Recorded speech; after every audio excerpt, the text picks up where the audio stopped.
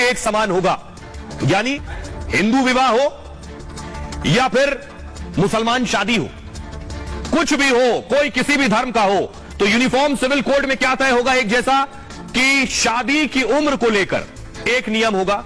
यानी ऐसा नहीं होगा कि कोई 18 में शादी कर ले, कोई 21 में कर ले, कोई 14-15 में कर ले। सबके लिए एक कानून, शादी की उम्र सबकी एक हो जाएगी। तलाक के आधार से जुड़े नियम सबके एक हो जाएंगे, सबको तलाक लेने का तरीका एक होगा। तलाक से जुड़ी जो प्रक्रिया है, प्रोसेस है, वो सबके लिए एक हो जाएगा। जो मेंटेनेंस तय करना है तलाक के बाद महिला के लिए, वो मेंटेनेंस एक जैसा हो जाएगा। उसकी जो पूरी प्रक्रिया है मेंटेनेंस को हासिल करने की, वो भी एक हो जाएगी। इसके अलावा गोद लेने का अधिकार अलग अलग है, गोद लेने का अधिकार एक जैसा हो जाएगा। गोद लेने की प्रक्रिया भी एक जैसी हो जाएगी। उत्तराधिकार और विरासत के जो नियम है वो भी एक समान होंगे। पति और पत्नियों की संख्या भी एक होगी, क्योंकि हिंदू अगर एक बार में एक ही शादी कर सकता है तो मुसलमान भी एक बार में एक ही शादी कर पाएगा। 4 की इजाजत खत्म। परिवार नियोजन से जुड़े भी इसमें नियम शामिल हो सकते हैं। यह होगा यूनिफॉर्म सिविल कोड। अब सुनिए जरा इस पर असदुद्दीन ओवैसी क्या कह रहे हैं और पूर्व कानून मंत्री रविशंकर प्रसाद साहब क्या कह रहे हैं। मकसद क्या है कि टारगेट करो भारत के मुसलमानों को, उनको ह्यूमिलेट करो।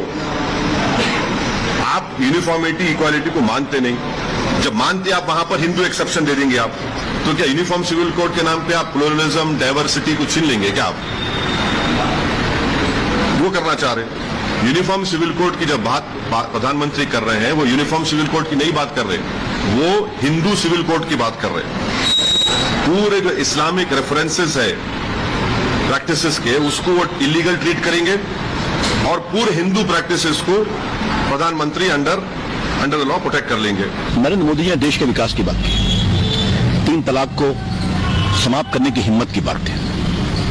कैसे तुष्टीकरण की जगह संतुष्टीकरण की राजनीति वो कर रहे हैं। क्यों देश में अब यूनिफॉर्म सिविल कोड की आवश्यकता है, जो संविधान भी कहता है, सुप्रीम कोर्ट के फैसले भी कहते हैं। अब मैं आपको बताने जा रहा हूं बहुत इंपॉर्टेंट बात। देश का जब संविधान आया, कानून आया, हिंदुओं के लिए तभी कानून बन गया, तो फिर बाकी धर्मों के लिए क्यों नहीं बना? सबका अलग अलग क्यों? कभी सोचा आपने? क्यों मुस्लिम पर्सनल लॉ है, क्रिश्चियन पर्सनल लॉ है, लेकिन हिंदुओं के लिए कानून है? ये कैसे हुआ? इसके पीछे क्या वजह है, ये मैं आपको बताने जा रहा हूं। देखिए जरा, हुआ ये आप देख रहे हैं, ये हमारे संविधान और कानून निर्माता हैं। 1941 में हिंदुओं के लिए कॉमन सिविल कोड की मांग हुई। 1941 में, यानी आजादी से पहले। ये आप देख रहे हैं, भीमराव अंबेडकर साहब, जवाहरलाल नेहरू, और सबसे कॉर्नर पर जो आपको नजर आ रहे हैं वो है श्यामा प्रसाद मुखर्जी। आजादी के बाद हिंदू कोड बिल पेश कर दिया गया। 1948 में संविधान सभा के सामने बिल पेश हुआ, 1948 में, आजादी के बाद। इसका मकसद बाल विवाह, सती प्रथा, घूंघट प्रथा से आजादी दिलाना था। तो जनसंघ के नेता उस वक्त श्यामा प्रसाद मुखर्जी साहब समेत कई लोगों ने उस वक्त भी विरोध किया था। उस वक्त इस पर कोई फैसला नहीं हो पाया था, इतना विरोध हुआ था। 1948 की बात हो रही है। आज 23 में भी विरोध हो रहा है, सोचिए, मुस्लिम पर्सनल लॉ का। इसके बाद अंबेडकर साहब ने नेहरू जी को पत्र लिखा। तब पहले प्रधानमंत्री नेहरू जी को झुकना पड़ गया विरोध के आगे। लेकिन 1955 और 56 में 4 हिस्सों में हिंदू बिल आया। ये हिंदू मैरिज एक्ट 1955 आया पहले, यानी शादी का तरीका क्या हो एक कानून के तहत। हिंदू सक्सेशन एक्ट आया 1956, यानी किस तरह से उत्तराधिकार तय किया जाए, संपत्ति का बंटवारा। Hindu adoption and maintenance act आया, यानी कैसे गोद लेना है और कैसे मुआवजा दिया जाए। Hindu minority and guardianship act 1956 आया। ये सारे एक्ट अलग अलग 4 हिस्सों में आए। इसके बाद हिंदू महिलाओं को तलाक का अधिकार मिला, दूसरी जाति में विवाह संपत्ति का अधिकार मिला, बच्चों को गोद लेने का अधिकार मिल गया, पुरुषों की 1 से ज्यादा शादी पर रोक लगा दी गई 1948 में। महिलाओं को तलाक के बाद मेंटेनेंस का अधिकार मिला। तो सवाल यह है कि तभी मुस्लिम और या इसे इस तरह से कहिए कि तभी समान नागरिक संहिता भी आ सकती थी, यूनिफॉर्म सिविल कोड, लेकिन विरोध था। क्या उस वक्त वोट बैंक को सेटिस्फाई करना था, या यह माना गया कि मुसलमान अभी उस हालत में नहीं है कि उनके लिए यूनिफॉर्म सिविल कोड ले आया जाए? यह कहा गया वक्त आएगा, वो आगे बढ़ेंगे, तब खुद परिस्थितियां बनेंगी, तब यूनिफॉर्म सिविल कोड आ जाएगा। लेकिन सोचिए, 1948 से 2023 आ गया, अब तक वो हालात बने ही नहीं क्या, या बनने नहीं दिए गए। देखिए विरोध किस बात को लेकर है, विरोध किस बात को लेकर है। यूनिफॉर्म सिविल कोड का हमेशा से विरोध होता रहा। सबसे ज्यादा विरोध मुस्लिम समुदाय के लोग करते रहे। संविधान के अनुच्छेद 25 का वो तर्क देते हैं, अनुच्छेद 25 का, आर्टिकल 25 का। बहुत से मुस्लिम स्कॉलर्स कहते हैं कि आर्टिकल 25 में सभी को धार्मिक स्वतंत्रता का अधिकार है। तो ये शादी ब्याह जो है, ये भी हमारी धार्मिक स्वतंत्रता, हम कैसे कर रहे हैं, क्या कर रहे हैं, ये हमारी धार्मिक स्वतंत्रता है, आर्टिकल 25 कहता है। शादी ब्याह और परंपराओं से जुड़े मामले में कानून थोपने को गलत बताते हैं। शरिया कानून 1400 साल पुराना माना जाता है, इसे वो अपने आस्था का विषय मानते हैं। एक समान कानून से धार्मिक आजादी छीनने का डर, वोट बैंक के लिए भी कुछ दल इसका विरोध करते हैं। बुनियादी सवाल यह है कि कहते हैं आर्टिकल 25 धार्मिक स्वतंत्रता का अधिकार देता है, आर्टिकल 25 देता है धार्मिक स्वतंत्रता का अधिकार, तो आप अपने धर्म का पालन कीजिए, धर्म की उपासना कीजिए, यह अधिकार देता है। आप अगर 4 शादियां करके किसी दूसरे के राइट में अतिक्रमण कर रहे हैं, यह अधिकार नहीं देता। सुनिए जरा क्या कुछ कह रहा है विपक्ष प्रधानमंत्री मोदी के इस मास्टर स्ट्रोक के बाद। केवल ये इस तरह की जो बातें बौखलाहट है नरेंद्र मोदी जी की, उनको लग रहा है कि हालात बिगड़ते जा रहे हैं देश के, उनसे संभल नहीं रहे हैं, ये केवल एक हताशा का एक लक्षण है। अब बौखलाहट उनमें उनके बयानों से जाहिर हो रही है। यूसीसी इतना ही जरूरी है तो 9 साल तक आप क्यों इंतजार कर रहे थे? आप इंतजार कर रहे थे कि 2024 का चुनाव आएगा तब आप इस मुद्दे को उठाएंगे। सिर्फ चुनावी मुद्दा है इसके। ये सरकार ये नहीं बता सकती है कि यूसीसी का ब्लूप्रिंट क्या है, कैसे बनाओगे, कैसे इंप्लीमेंट करोगे। जब इन्हीं का लॉ कमीशन ने एक बार इसको रिजेक्ट कर दिया तो दोबारा क्यों लेकर के आए? इनका ट्रैक रिकॉर्ड आप देखें तो उत्तराखंड है या कई और राज्यों में जब चुनाव आता है तो यूसीसी की बात करते हैं, जब सरकार में रहते हैं 5 साल तक चुप रहते। वोट बैंक की पॉलिटिक्स सिर्फ और सिर्फ भारतीय जनता पार्टी करती है, जो हर बार चुनाव के मौके पर ऐसे बिंदु तलाश करती है जिससे धार्मिक ध्रुवीकरण हो और भाजपा को फायदा हो। यूसीसी के कोई खिलाफ नहीं है, सभी दलों को, सभी जो स्टेक होल्डर्स हैं उनको बुला के चर्चा करनी चाहिए। यूसीसी या जो आप कानून की बात कर रहे हो, सबके लिए एक कानून हो, तो आप करें तो क्या करें? पूर्वोत्तर में साफ हो रहे हो, हिमाचल हार रहे हो, कर्नाटक बुरी तरह हार रहे हो, दिल्ली साफ हो रहा है आपका। जब चुनाव की किस्ती आपकी डूब रही है तो आप ध्रुवीकरण चाहते हो, सिर्फ ध्रुवीकरण और कुछ नहीं। यूसीसी को पहले पढ़ना होगा ना प्रधानमंत्री जी। आप 21वें लॉ कमीशन की रिपोर्ट को पन्ना दर पन्ना बिना किसी के सहयोग के पढ़िए, शायद सहयोगी आपका नुकसान कर देंगे।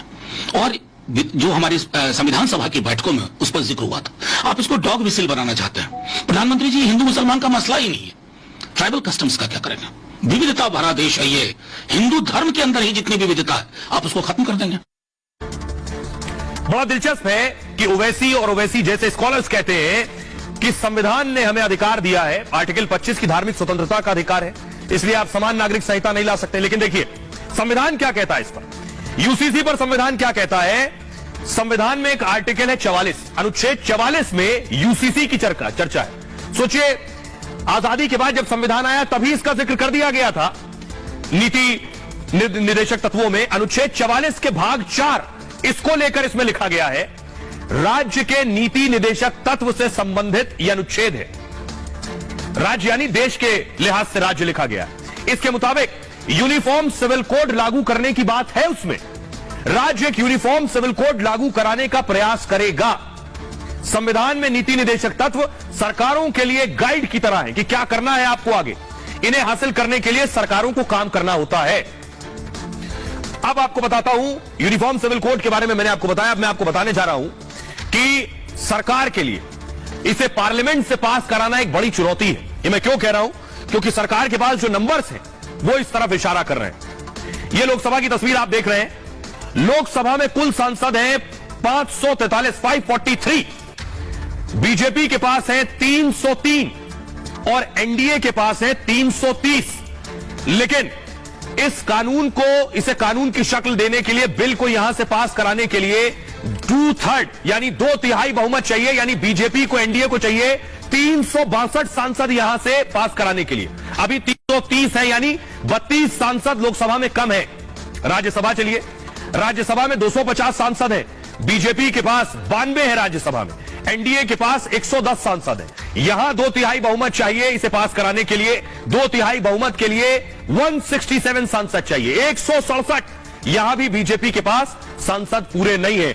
इसलिए बीजेपी की कोशिश है कि एक राय बनाई जाए, सबको एक प्लेटफॉर्म पर लाया जाए, विरोधी भी इस जरूरत को समझें जो 1948 में जरूरत समझी गई थी, वो 2023 तक अब तक समझ नहीं आ रही। ऐसा क्यों? देश के लोग क्या कह रहे हैं, उन्हें सुनिए। यूसीसी, यूनिफॉर्म सिविल कोड, नागरिक समान संहिता, ये पूरे देश के लिए बहुत जरूरी है। इस देश में अगर वास्तव में तरक्की करना है, इस देश के लोगों में तरक्की होनी है, यूसीसी बहुत जरूरी है। विश्व के बहुत सारे देशों में यूसीसी लागू है। जहां अल्पसंख्यक समाज के लोग हैं, अल्पसंख्यक देश हैं, वहां भी यूसीसी लागू है।